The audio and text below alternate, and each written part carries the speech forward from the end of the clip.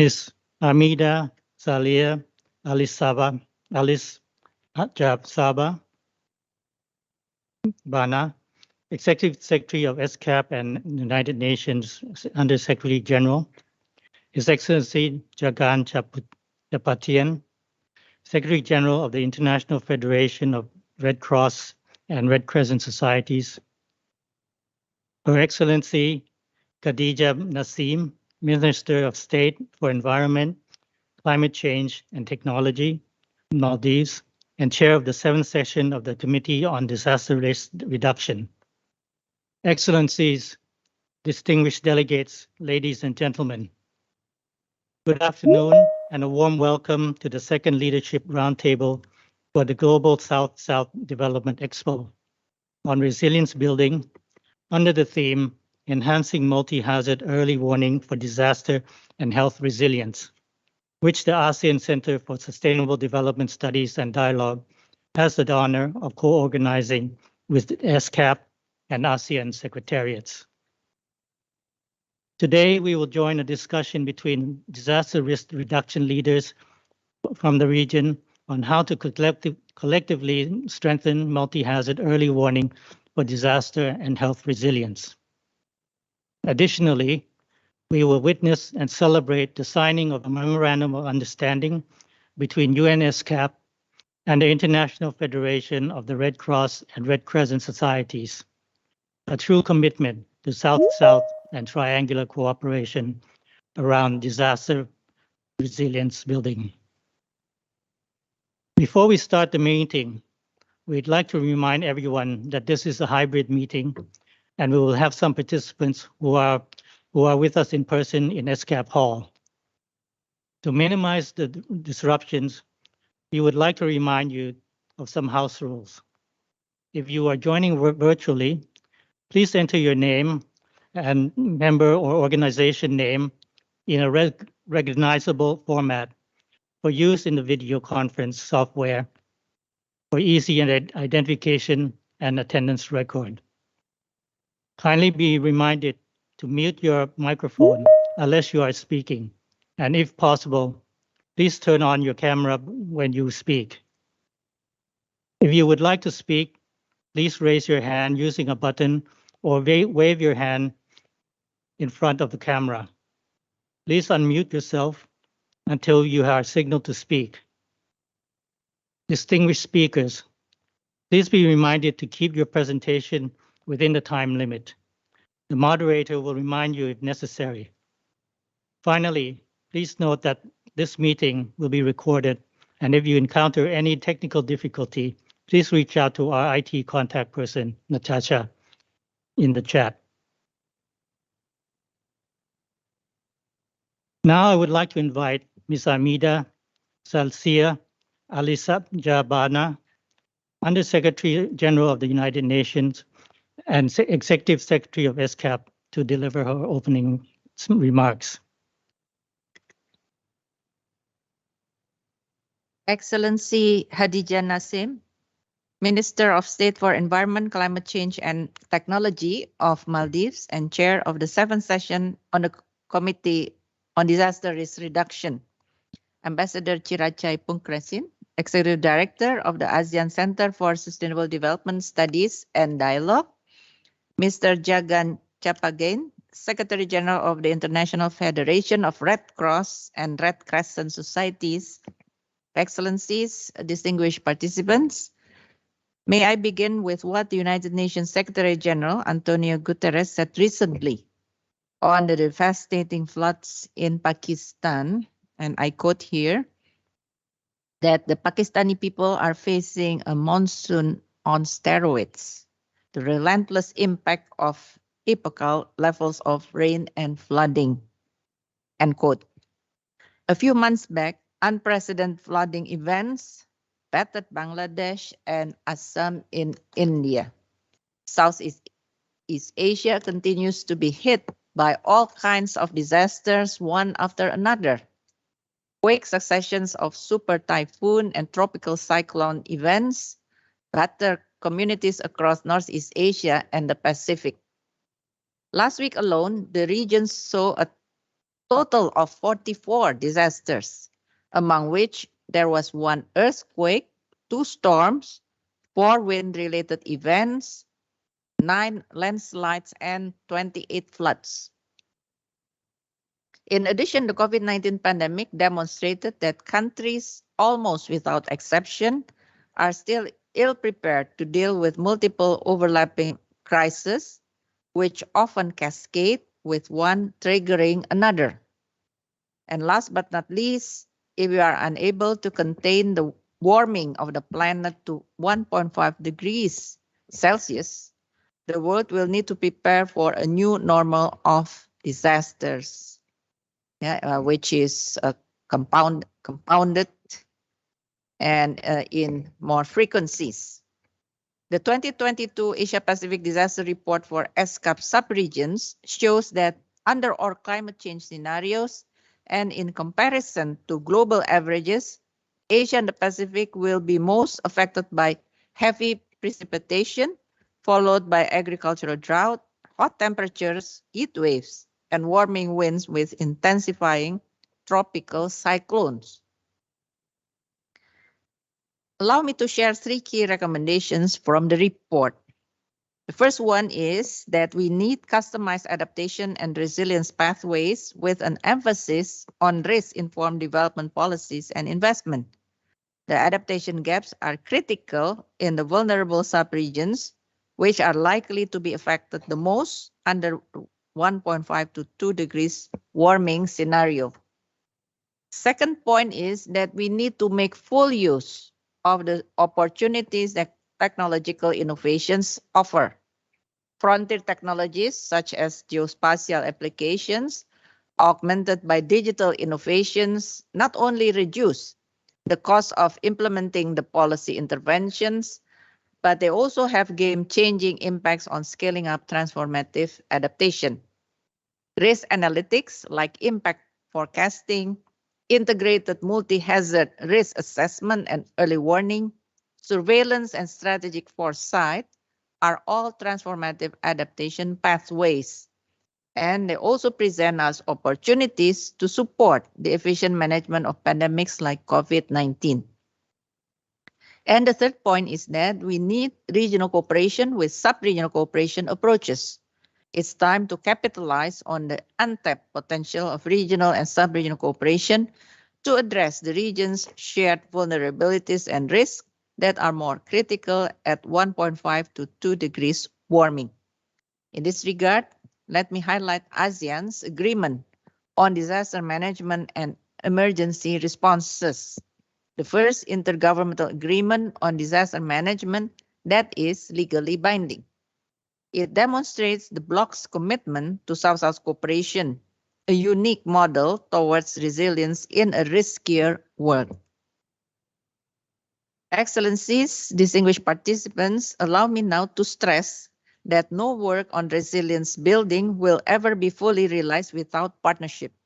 The transboundary nature of many disasters makes it clear that regional cooperation on resilience building is very critical. In this regard, I thank all donors, development partners to the Trust Fund for Tsunami, Disaster and Climate Preparedness, including the governments of Switzerland and Italy, our 2 most recent donors, to their commitment to strengthening triangular and South-South cooperation for disaster resilience. I also would like to extend appreciation to IFRC Secretary General, Mr. Jagan Chapagen, with whom we are signing a memorandum of understanding today. Let us make the most of this moment that today's Leadership Roundtable and the broader Global South-South Development Expo presents to us. Thank you very much.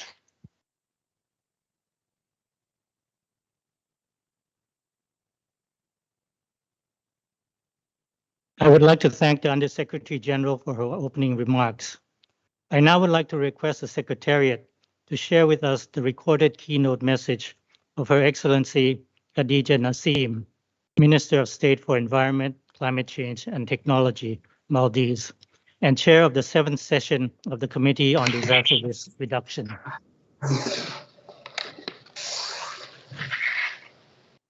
Excellencies and distinguished participants, as the chair of the 7th session of the Committee on Disaster Risk Reduction, I feel privileged to provide the keynote address in this leadership roundtable on enhancing multi-hazard early warning for disaster and health resilience.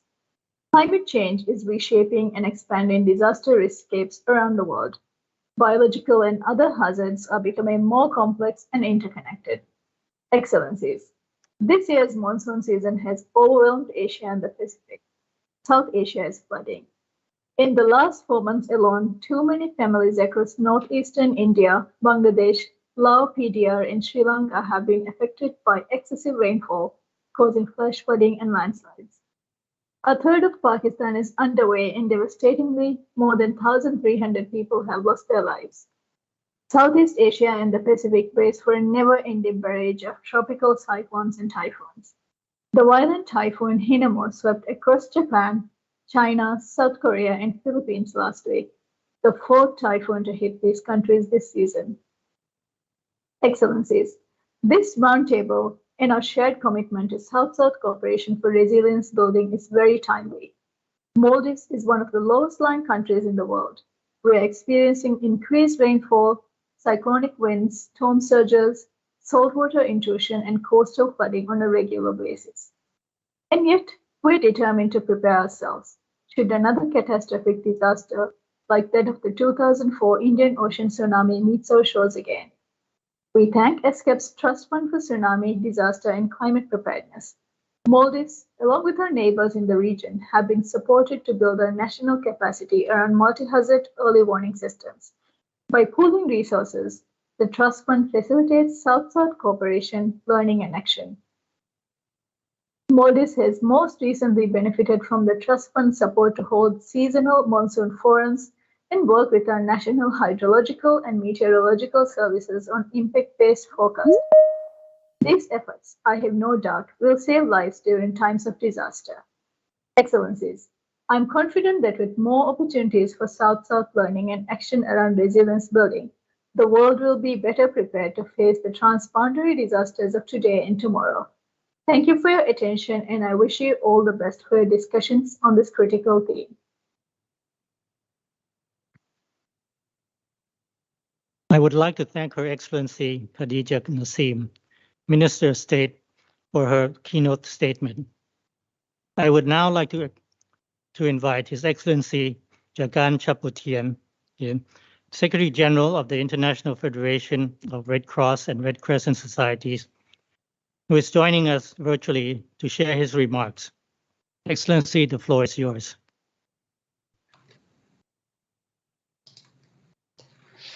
Your Excellencies, ladies and gentlemen, thank you so much. And my special thanks to Ms. Armida Salsiha Alisjavana for your remarks. I hope I got your name correct. Let me take this opportunity to thank the ESCAP team and then, of course, my own IFRC team for the collaboration and our joint efforts to make this memorandum of understanding a reality.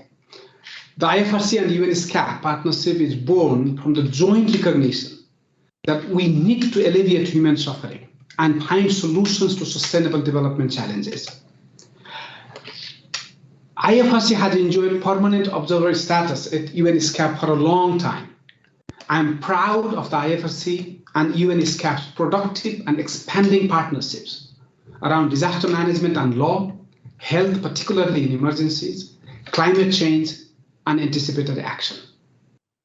It is truly encouraging to see that the present MOU will allow us to work together on important areas of common concern, such as the road safety, going beyond what we have been already doing together. I am pleased that signing ceremony takes place today during your deliberations on South-South cooperation. IFRC firmly supports South-South cooperation and contributes to this through our global network of 192 member National Red Cross and Red Crescent societies as auxiliaries to the public authorities in humanitarian field. We also value regional collaboration. Most recently, in May this year, I signed an MOU with the ASEAN Secretariat on community resilience in Southeast Asia during my visit to Indonesia. The strength of our network also lies in local cross-border collaboration at the branch level of our National Red Cross and Red Crescent Society, and between the national society in the region through their aggregate networks. When we join forces, we are more powerful than when we work alone. Together, we combine the strength of governments with our global humanitarian network, which includes our expertise, data, tools, knowledge, and human resources. This combination is very powerful to address the global challenges we face, especially the sharp increase in climate-related disasters that can only be solved together. Today is another important step to increase this collaboration. In our action, let us ensure that we put communities and the most vulnerable at the center when it comes to climate change adaptation. That risk management bridges across humanitarian, disaster risk reduction, and development sectors. That we protect our environment and ecosystems in fostering healthy and resilient communities. That anticipated action becomes the new normal, and we integrate disaster management to reduce humanitarian needs and avert loss and damage caused by the climate crisis.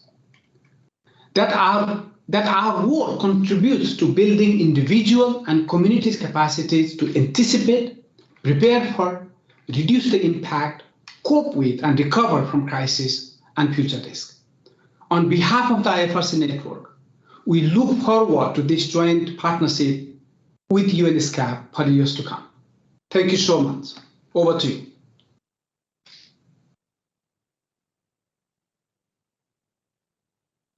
Thank you, Your Excellency, for those remarks. May I now request you and Ms. Amida Salcia Alisjabana to proceed by each signing one copy of the Memorandum of Understanding between the International Federation of Red Cross and Red Crescent Societies and the United Nations Economic and Social Commission for Asia and the Pacific. After the signing is completed, please stand and present the agreement for a joint photo.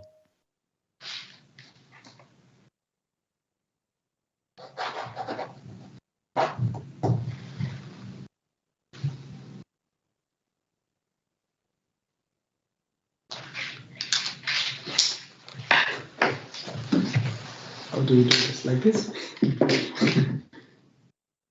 If we stand, we'll go out of the frame. So I think we should probably do it sitting.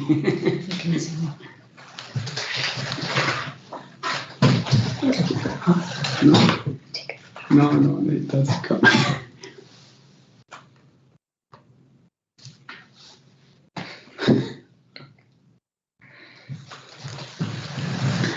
Stay there.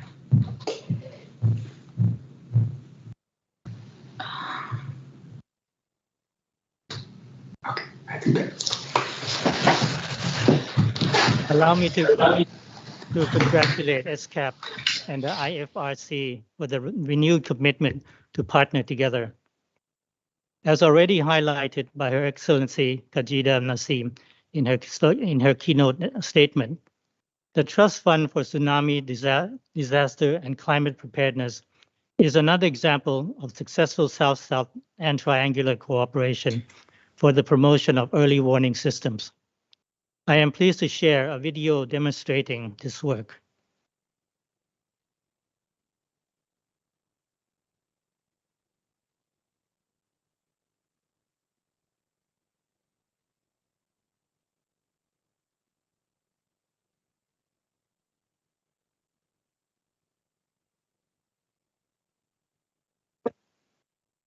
Đây kukuan bisa apa? Akan sapat sangat. Ami yakin kuan bisa cuat ka. The human cost of disasters in Asia Pacific has been significant. Since 1970, over 2 million lives were lost due to disasters in the region. This represents more than half of disaster-related fatalities worldwide. The Indian Ocean tsunami 13 years ago, in that morning of 26 December 2004, shall be remembered as a nightmare for many countries in the region, including Thailand. Many lives were lost and many communities destroyed. Over 10 countries around the Indian Ocean rim were ravaged by tsunami. The region was not well prepared to cope with such calamity.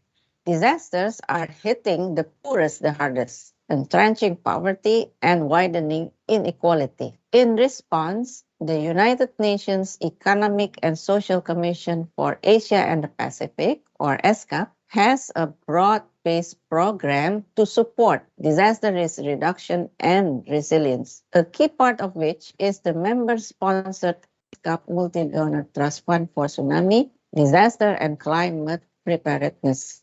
The trust fund leverages the convening power of ESCAP and the strengths of regional institutions to deliver timely and effective early warning. National disaster management organizations, NDMOs, are a crucial part of that, and the local authorities as well. We contributed quite a lot to the NDMOs to bring the early warning issues, how you can prepare your local communities to use this early warning information which has come up from better forecasting, and actually take response at a local level, and how standards can be incorporated, the last mile dissemination, the last mile risk assessment, the last mile capacity building, how communities do the simulations together, children, women, men, all together, how they can make their communities resilient. Working through partners such as RIMES and the Asian Disaster Preparedness Center, efforts supported by the Trust Fund have been instrumental in addressing unmet needs. Currently, ESCAP is supporting RIMES in impact forecasting. This involves development of tools that automates the process of assessment of risks from a forecasted weather and climate event and generates advisories on how to manage potential impacts. Our objective in facilitating projects and programs is always to have the interventions being sustained by the countries, to look at really a more effective and meaningful capacity development. For buy-in from various stakeholders in the countries is very much required, from the national to the local level, as well as from private institutions. Given the evolving needs of ESCAP member states, particularly in high-risk, low-capacity countries, the Trust Fund is committed to securing continuous funding for disaster risk reduction efforts in Asia and the Pacific. The Trust Fund has received contributions from various countries since its establishment. Considering what the Trust Fund has achieved during the past decade, we must support the Trust Fund to continue its good work in strengthening the capacity of Asia-Pacific countries to respond to disasters and to pave the way for sustainable development. The Trust Fund has been an efficient mechanism to increase our resilience to disaster risk in Asia and the Pacific. At ESCAP, we look forward to joining forces with all of you to strengthen this effort.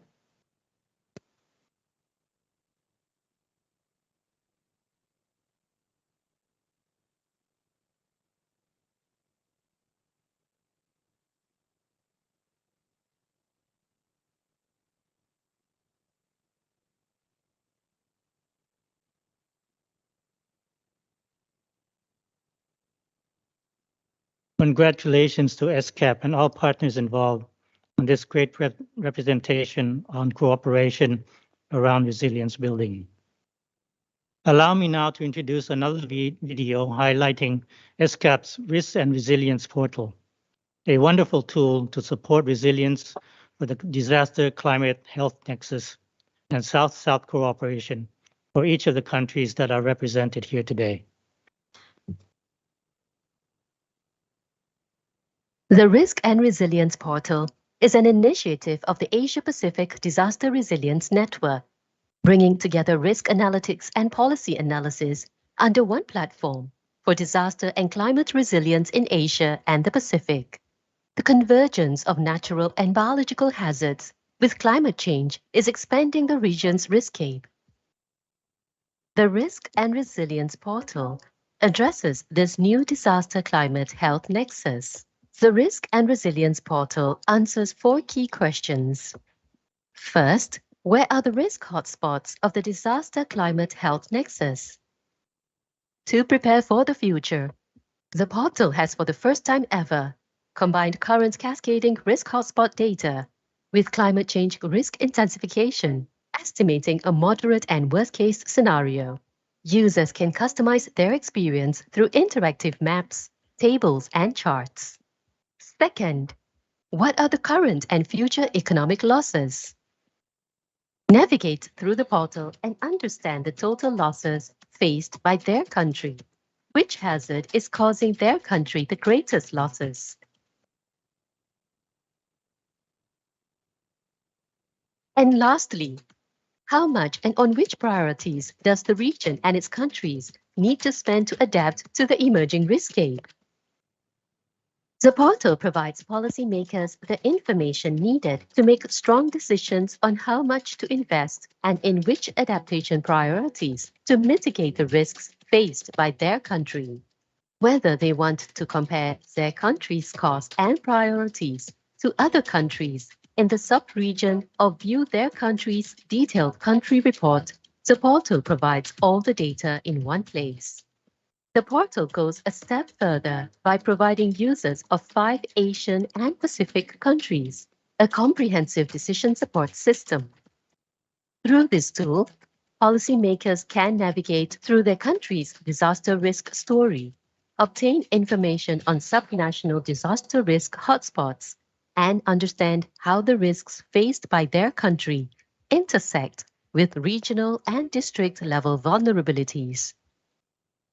The portal takes the Asia-Pacific region one step closer towards mitigating disaster risks and achieving both the Sustainable Development Goals and the priorities of the Sendai Framework. Multi-sectoral risk-informed decision-making is at your fingertips.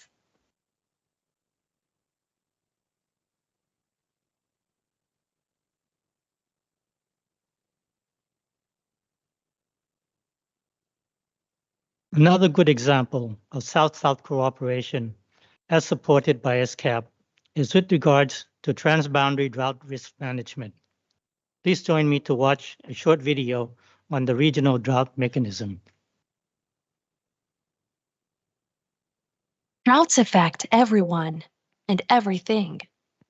Droughts devastate agriculture, cause food and water shortages, lead to environmental damage and economic downturn. Drought hits the poorest hardest by increasing food insecurity that leads to malnutrition and many health-related problems. And with the climate changing, droughts in the future will only get worse. Early detection is the key to drought prevention, management, and mitigation. But how can we detect droughts earlier? The answer is from space. This is the purpose of ESCAP's Regional Cooperative Mechanism for Drought Monitoring and Early Warning. Thanks to the financial and technical support of China, India, the Russian Federation, and Thailand, the Regional Drought Mechanism uses space-based drought monitoring techniques to detect and prepare for droughts in high-risk countries. Signs of drought can be observed from space before they become visible to the human eye on the ground. The program is a leading example of South-South and triangular cooperation, a core modality of ESCAP's work, where countries work together to solve a common challenge. In the Regional Drought Mechanism, experts from China, India, the Russian Federation, and Thailand provide technical support and training to drought-prone countries to improve their drought monitoring capacity and strengthen drought resilience. Beneficiary countries include Cambodia, Kyrgyzstan, Mongolia, and Sri Lanka. Drought is a slow onset disaster. It's a silent killer. When it comes to the use of space-based tools for drought monitoring, such as slow onset disaster can be effectively monitored by using the vantage point of space. Манайд хийсэн хамтын ажиллагааны үр дүнд бид нар бол одоо гангийн мониторинг хийж одоо хөдөө аж ахуйн газар тариалан бас эрсдлийг бууруулахад юм чухал одоо ажил болсон байна. The regional drought mechanism has proven successful, with scientists and engineers from drought-affected countries gaining specialized training in space-based monitoring of drought risk. The mechanism has also provided countries with an array of tools, information, and assistance to help them integrate drought reduction into policy planning and action. In working with ESCAP, we were able to bring together all these organizations who had not been connected by any particular institutional mechanism beforehand and develop a platform where all these agencies could work together and put the technology into the best use in relation to this vital area. It's very useful for us to have this cooperation with ESCAP. We learn a lot. After almost a decade of success, the regional drought mechanism is now ready for its next step to replicate and adapt the program to more countries and regions across Asia and the Pacific, with enhanced support from technical assistance and funding providers. This is outlined in Phase 2 of the Asia-Pacific Plan of Action on Space Applications for Sustainable Development, which aims to widen the adoption of drought monitoring through leveraging digital technology-driven innovations across the region.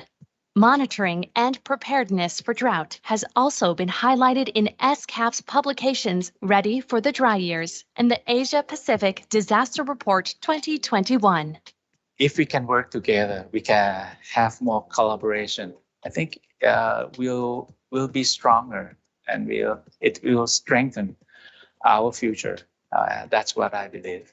Working together, let's ensure our region is prepared for the droughts of the future.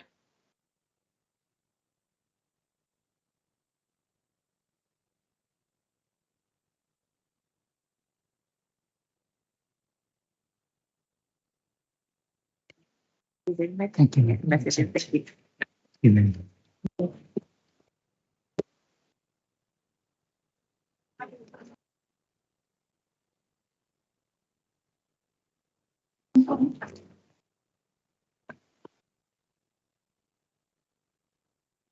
I would like to thank again Ms. Amida Salcia, Alice Jabana, Mr. Jagan Chapakian, and Her Excellency Minister Kajida Nasim for your valuable contributions and for taking time out of your heavy work schedule to be with us today for the opening session. I now invite the panelists to start the discussion on strengthening multi-hazard early warning for disaster and health resilience. To open the roundtable discussion, I would like to invite Mr. Koo Bunawut, Director of Cooperation and ASEAN Department, Cambodia, to provide his intervention highlighting the perspective of resilience building as an LDC. Mr. Bunawut, please. Thank you so much, Mr. Moderator, for giving me the floor to intervene on this leadership roundtable session. Excellencies, distinguished guests, ladies and gentlemen, at the outset, allow me to congratulate ESCAP and IFRC for this renewed commitment to partner together as witness in the moment of signing MOU. In the name of the National Committee for Disaster Management of the Royal Government of Cambodia, I would like to express my high appreciation to the ICT and Disaster Reduction Division of ESCAP for timely organizing the Leadership Roundtable convent in conjunction with the 11th Global South-South Development Expo hosted by the Government of Thailand in partnership with UN ESCAP. I am honored and delighted to attend the Leadership Roundtable under the topic Enhancing Multi-Hazard Early Warning for Disaster and Health Resilience, Good Practice from Asia and Sub-Region. I would like to highlight that Cambodia has been affected by a succession of typhoons, floods, and droughts in recent years. The impacts of such disasters are not felt equally through society. Gender, income inequality, geography, age, and other socio-economic factors determine how such events impact people. Excellencies, ladies and gentlemen, taking this opportunity, I would like to inform you that in Cambodia, the National Committee for Disaster Management is tasked with leading administering and coordinating all disaster management activities. This includes issuing policies, strategic plans, plans of action, regulations, guidelines, programs, and projects across the whole spectrum of disaster management, from prevention, mitigation, preparedness, emergency response, and recovery. The Ministry of Water Resource and Meteorology has the mandate to lead and to manage water resources, including meteorological and hydrological services. The ministry is comprised of one technical center and 10 departments, including Department of Meteorology, which is mandated to provide weather and climate service, and Department of Hydrology and River Works, which is responsible for hydrological monitoring and for forecasting. Both departments are the members of the National Committee for Disaster Management. They play a vital role in assisting the decision-making process on hydrometeorological including disaster, particularly early warning and advisory on flood and drought management. In response to the various hydrometeorological hazards and to contribute to South-South cooperation for resilient building, National Committee for Disaster Management itself, in collaboration with development partners, has established first early warning system 1294, and the second one, platform for real-time impact and situation monitoring, we call in short PRISM. Firstly, the early warning system 1294 is a system that sends warning message to mobile phones of registered users in the areas at risk of flooding. Early warning system was developed under the UNDP project, which entitled Strengthening Climate Information and Early Warning System in Cambodia, with the technical assistance from People in Need organization. To sign up the mobile phone, the users simply dial free call 1294 and follow the prompts to register their province, district, commune, and the location they are living respectively. Early warning system is now officially recognized by the Royal Government of Cambodia as the national early warning system covering all Cambodia province. Early warning system has evolved from a flood early warning system to a multi-hazard early warning system, disseminating alerts about climate or societal related risks. During the COVID-19 pandemic broke out in early 2020, provincial officials have utilized the system to inform to the public on the social distancing practice to ensure the population safety. Within the first 3 weeks of the pandemic, the system had successfully disseminated quite a number of individual messages related to COVID-19 safety to the public. The message focused on information about the virus and as well as preventive measures to follow to avoid the spread of virus to other people.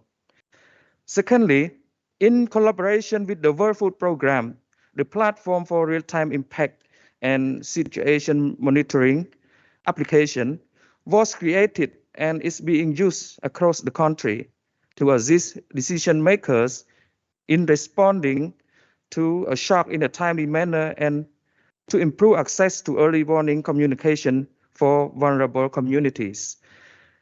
The platform is a web-based platform that provides timely information on population risk on multi-types of hazards, and it is linking the field assessment information, early warning systems, remote sensing technology, and socioeconomic vulnerability data altogether. Currently, the system is already used by government partners in 4 countries, namely Indonesia, Sri Lanka, Mongolia, and Cambodia itself. Finally, I would like to wish Excellencies, ladies and gentlemen, with a good health, stay safe, and great success. Thank you for your kind attention.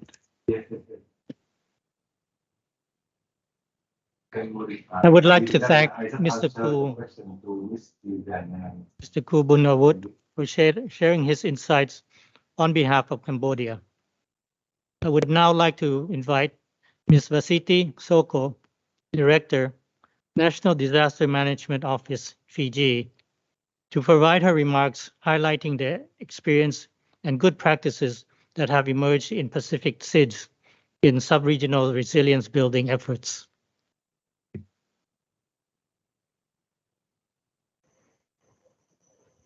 Thank you very much, Mr. Chair.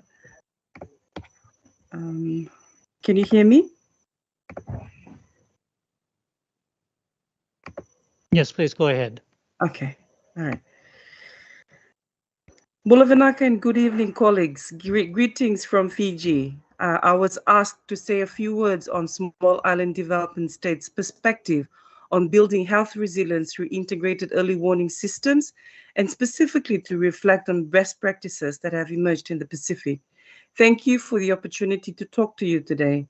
Let me start by saying that at the regional level, the Fiji National Disaster Management Office is the deputy co-chair of the Pacific Risk Governance for Resilient Development Technical Working Group under the Pacific Resilient Partnership under the Pacific Island Forum Secretariat.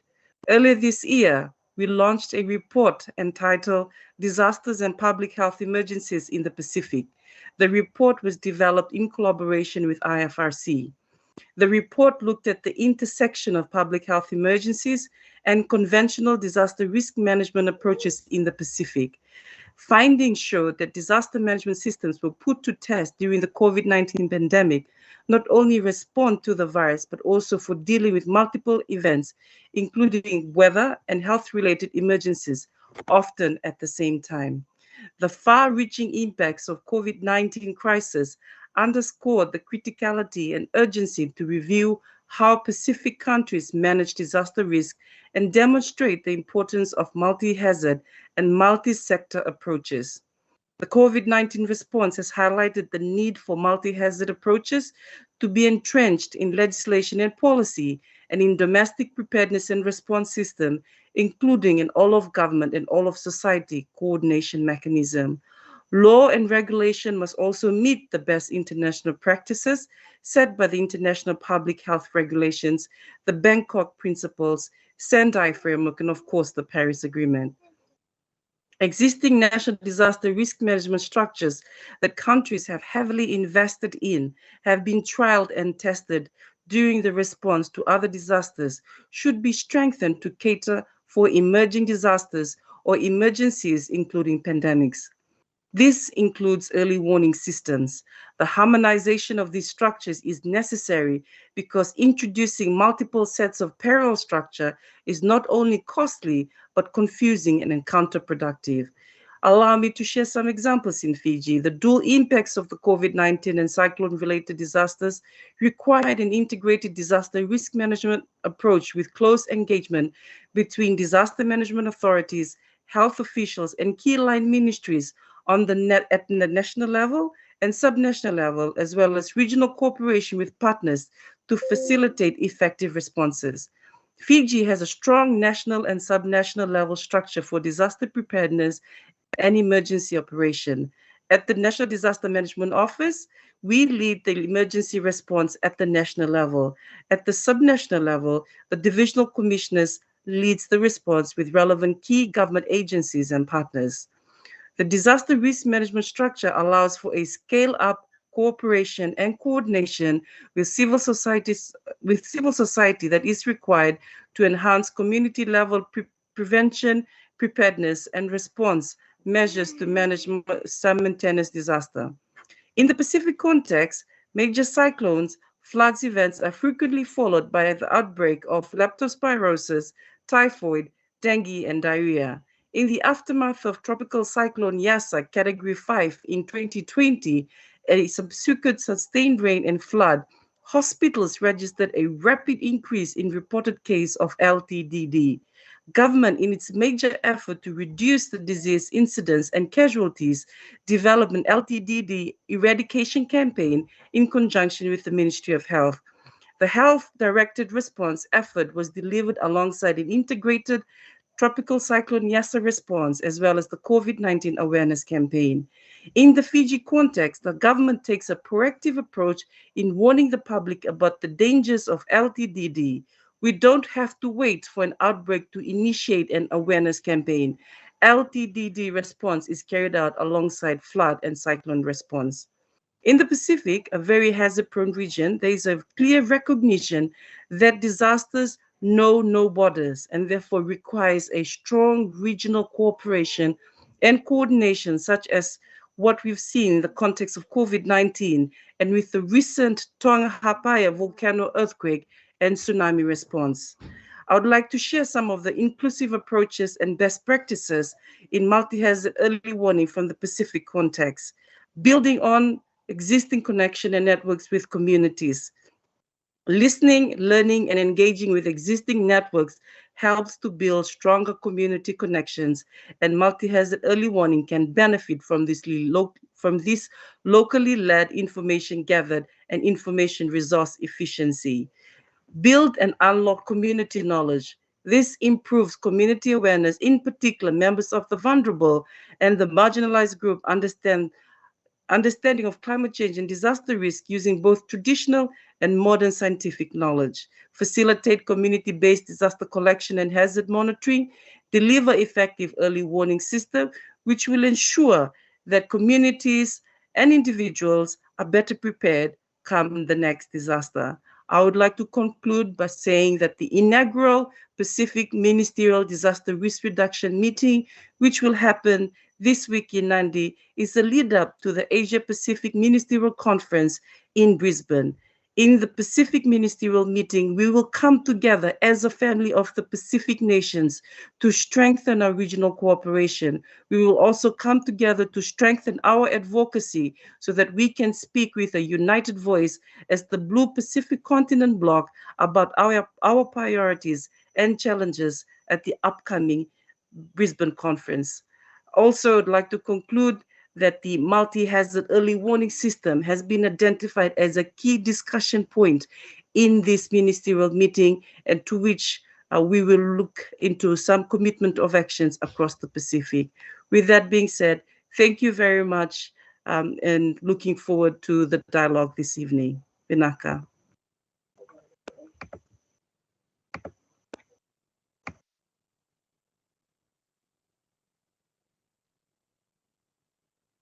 I would like to thank Ms. Vasiti Soko for sharing her insights from the Pacific. I would now like to invite Dr. Yanti Jalante, Assistant Director for Disaster Management and Humanitarian Assistance at the Secretariat of the Association of Southeast Asian Nations, to provide her key remarks highlighting the ASEAN-UN Joint Strategic Plan of Action on Disaster Management 2021 to 2025, and its successes in regional resilience building efforts and decision support. Thank you very much, Excellency. May I request for the slide to be screened, please? So thank you very much for ESCAP inviting ASEAN Secretariat to present on our highlight on the ASEAN UN Joint Strategic Plan of Action on Disaster Management for 2021-2025. Next slide. I will present on the Ardmore Work Program 2021-2025, particularly on the 5 priority programs, and then going through into the ASEAN UN Joint Strategic Plan of Action on Disaster Management, JSPADM for 2021-2025, giving examples on consideration of multi-hazard approach and our recent cooperation on strengthening collaboration at the regional level, also highlighting one case study on ASEAN-UN interoperability. Next slide, please. So here's the Ardmore Work Program 2021-2025. So Admiral, the the ASEAN Agreement on Disaster Management was signed by the ASEAN leaders in 2005, a year after tsunami, and ratified by 2009.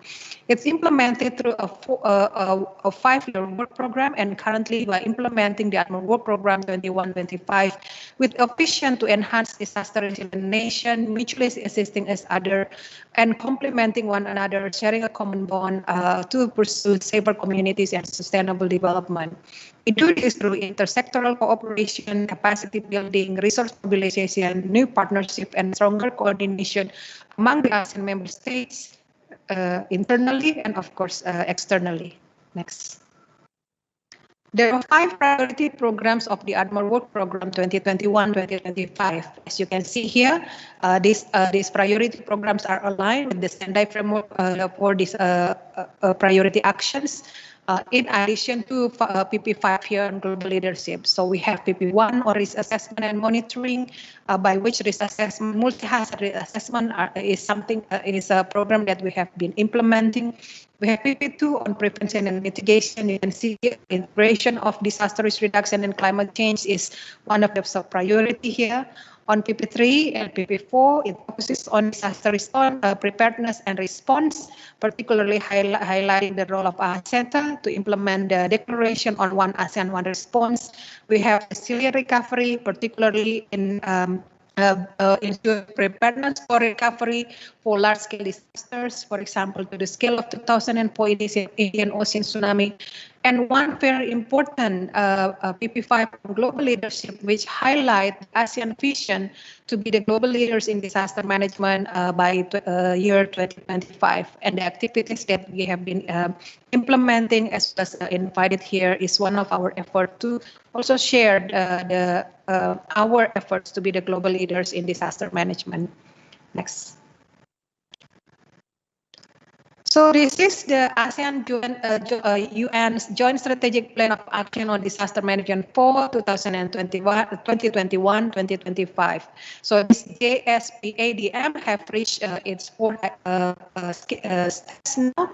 And for this particular year, to implement Admiral Work Program 2021-2025, ASEAN and the UN mutually intended and committed to work together, guided by the strategies and priorities, as well as alignments with other priorities. We refer to the Sustainable Development Goals, Paris Agreement on Climate Change, Addis Ababa Action Agenda, as well as, for example, the Bangkok Declaration on Health Resilience. Next slide. Let us highlight some of the examples which are related to the theme of today's discussion. So in AWP 2021-2025, we have 7 guiding principles, by which one of it is related to multi-hazard approach.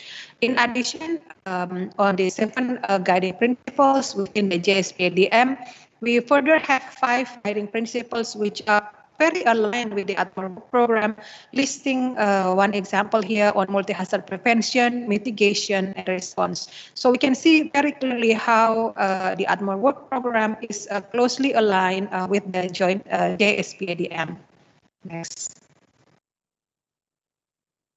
So highlighting some of the examples on the work between ASEAN and the UN, ASEAN with ESCAP is currently supporting implementation of PP1 on multi-hazard analysis on drought, starting from the ASEAN Declaration on strengthening drought adaptation in the region. ASEAN and ESCAP have implemented 2 studies, as well as ESCAP support to the implementation or the development of the regional plan of action on disaster management. We can see here, for example, from these studies, it is identified in particular region, particularly in Mekong Delta, on the emerging hotspots on population vulnerable to the Mekong Basin to the drought, which is very relevant to agriculture sector, leading to total economic shocks, as well as the need to strengthen the infrastructure. Next. Another examples that we have done, supported by FAO, supporting Priority Program 2 on anticipatory action.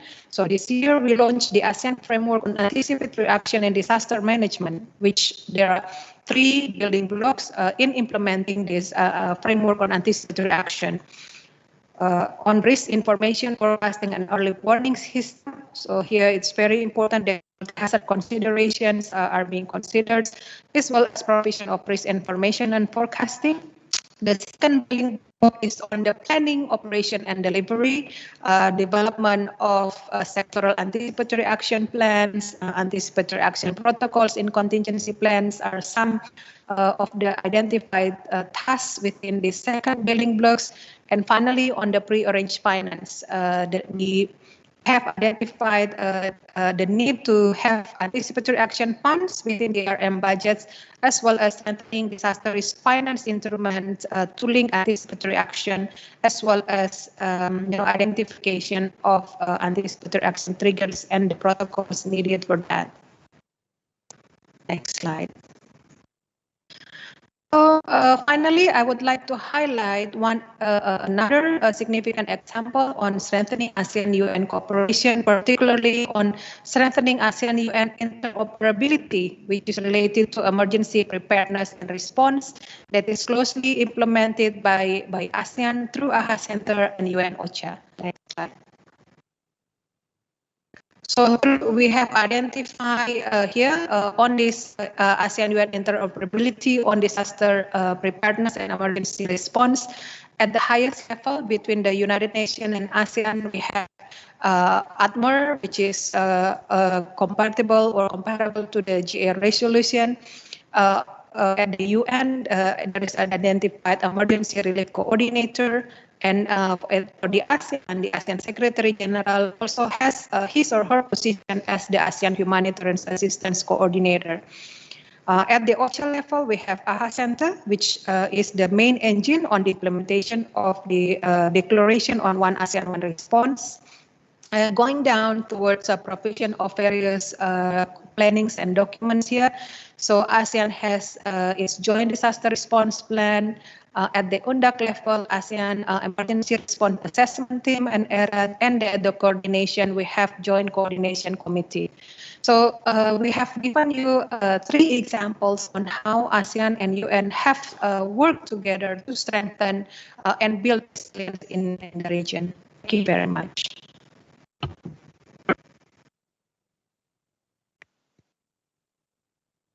I would like to thank Dr. Riyanti Jalante for sharing her insights from the Secretariat of ASEAN. I would now like to invite Dr. Indrajit Pal, Associate Professor and Chair, Disaster Preparedness, Mitigation and Management, Asian Institute of Technology, to provide his remarks on the role of South-South cooperation in promoting academic research, education, and teaching in disaster risk reduction and climate resilience. Thank you so much. Am I audible? Yes, please go ahead. And I have projected my screen also. Is that correct? Okay, thank you so much for inviting me, and I'm really delighted to be in this roundtable. Today's is a very important aspect, and I'd like to highlight few concerns about the research dimension of addressing the how we can address the multi-hazard early warning and make better community. I'll put few slides. So we'll start with few basic concerns, like our assessment of multi-hazard through the systems approach is one of the major need right now for the climate resilient community as well as infrastructure. As a research perspective, preparedness, capacity development are also the building blocks for the risk-informed community. I think we need to have a two-dimension approach from the community perspectives and also the dimension from the leaders or the decision makers. So one of the major concern for IFRC and ESCAP right now today is signing MOU. I think this is one of the issues addressed very, very strongly. Water crisis also we have seen through the UN environmental program, like is one of the global risks identified. An early warning system which can provide really a solution for the multi-hazard need to be addressed through the coordinated approach, especially the multi-country approach. And in recently published like IPCC annual report 6, very much precisely supporting or highlighting the context of the vulnerability and the capacity and its limit to the natural world and also the human society to adapt the climate change. And there are three concerns also we need to understand, maybe key risk across sectors and regions, decision-making options for the managing risk, and climate resilient development pathways. I'll show you a few case studies what as a research institute, AIT is doing to support this resilient drive for various organizations. So we believe like impact-based research is paramount for the assessment and monitoring of the climate extreme for a sustainable future development. In recent days, we have seen like cyclone Amphan in 2020, which hit eastern part of India extensively, category 5 cyclone, also with the COVID-19 pandemic. And this is the time actually we have realized, the world has realized like the multi-hazard context and how the existing hazards or the disaster on pandemic is actually exacerbated by the Amphan cyclone or many other type of hazards. So if we can highlight few points here, like on the different cycle of the disaster management through that particular dual risk for a particular city, we have the red dots. Actually, we have highlighted like these are the areas are faced real challenges during the response and preparedness process. One of the scenario I'd like to highlight the need for the assessment, right kind of assessment, risk assessment for the multi-hazards are very much necessary. Through the Living Delta Hub, there is a project from the GCRF, United Kingdom Innovation Fund. So we have tried with the GBM, Ganga Brahmaputra Meghna Basin, and also Mekong Delta, understanding the climate change and the water security. So what you have realized here, like for 30 years of data, there are a lot of depletion of the canals. The canals are reduced, and that is actually leading to the change of the livelihood, change of the local economy, and also change of the land forms or the land use actually. So on the second part of the scenario, we have tried to understand the conversion of the agricultural land to the sweetwater ponds into the aquaculture. These changes are temporarily looks like very small, but there are lot of implications on the local economy as well as the regional level. So I think the climate change is one of the area which also need to be dealt through the early warning system, and the early warning system can provide us some impetus to think and make a better plan at that level, which can impact the community. And the third one, and the last example I'd like to highlight here with the ADPC, we have done with support of the World Bank, how innovation can actually help for the monitoring of the system. In this case, actually the critical infrastructure, and that early warning system can be reached through that particular process as well. So in this case, we have not addressed early warning, but in this case of innovation, we have tried to understand or implement the climate resilience infrastructure to the proper information to the community. So my final slide, what I need to mention from the research community, like strategy for water security and cooperation of the Southeast Asian countries. Impact-based research and development should be prioritized, targeted research funding to enable the co-production of the new policy and relevant knowledge, which I think ESCAP and the other organizations are very much onto that. And as a research organization, I think we also need to be part of that journey. Transboundary collaboration and cooperation and co-creation of the knowledge sharing and replication of the best practices for the adaptation is also needed. Sharing of related data, risk and resilience data portal by the ESCAP is a really impacted website where we can get a lot of things like this. And creation of investment mechanism is one of the area. Incentives also need to be provided for the stakeholders at all level to implement multi-hazard risk assessment. And finally, leveraging academic and scientific diplomacy to reinforce the multi-hazard and systemic risk to translate into the scientific and academic research, which could lead to the policy from the strategy perspective. So with that, I'd like to conclude. Thank you.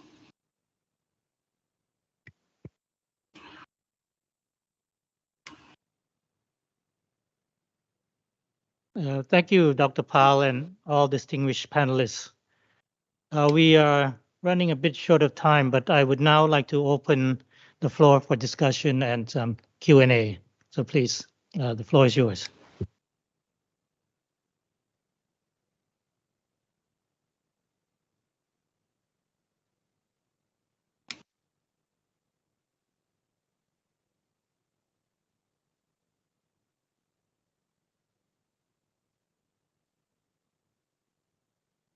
Yes, please, the delegate in the back, please, you have the floor. You're talking about somebody at the back here? No, I'm the back, right? Okay. This is Pakistan, Mr. Chairman, moderator. And I wanted to thank the speakers for taking out the time and, of course, bringing out their experiences. There are 2 points that I wanted to make after having spent nearly 2.5 decades in dealing with climate change. We have seen and we are observing that financing for adaptation, which is perhaps most needed, will and has remained insufficient. Climate change is global, but its impact are local. And as it is local, the actions are local. I'm not sure if there is any solution for us, at least seeing from the perspective of Pakistan, that adaptation financing, which we all are looking at, would come forward, or that it would increase to a point where we would be in a position to actually address the impacts and resilience that the climate change is posing. That said, I wanted to ask one of the, or I think any of the panelists can pick up this question. We have systems for which we are able to pick up or at least have early warning. But there is another dimension to this, which is in execution. What do you do when people refuse to move? What do you do when people, while the government is asking for action or implementation of the early warning, people, particularly poor people, whose assets, whose livelihood is attached to what they are, refuse to heed to that early warning? Is there an experience that my panelists would like to share? Under these circumstances, how should a government move? Should it enforce? Should it forcibly move people without those resources? But I would be happy, I think there are about 5 panelists on this panel, and I would be really interested in having some views on the execution part as well. Thank you. Yes, thank you from the delegate from Pakistan. Would any of the panelists like to respond very briefly to that question?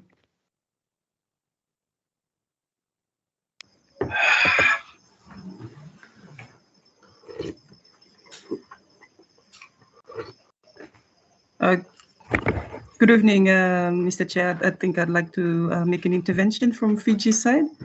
Thank you again for the question. From Fiji's perspective, with regards to communities that are not willing to move, Fiji NDMO is also a technical agency that enables relocation. And in fact, we've just completed a relocation project in 2020, where a community has been facing sea level rise. Now, what we do from the get-go is that we ensure that communities are given the relevant relocation SOP as well as guideline. Communities are part of the process. They are not part of the outcome, they are part of the process. And so in ensuring that all queries, all questions, and all uncertainty are addressed as we take them through the process of relocation. So from Fiji's side, that is something that we do. We also face this a lot during disaster response when we are trying to move our informal settlements into evacuation centers due to the imminent threat. There's always uncertainty around the stability of their homes. And in doing that, Fiji works the whole of government approach where the Fiji police force ensures security to these homes once they are vacated due to an imminent threat. So those are just a few examples, Chair, I would like to share from Fiji side. Thank you. Thank you very much, Ms. Soko, for responding to your response to the question. I'm reminded that we are out of time, and so I'm afraid that we will have to conclude at this point. I want to thank the distinguished panelists for all your key insights. And with this, we would like to close the panel discussion and wish you all the best for the continued discussions throughout the Global South-South Development Expo. Thank you very much for your kind attention.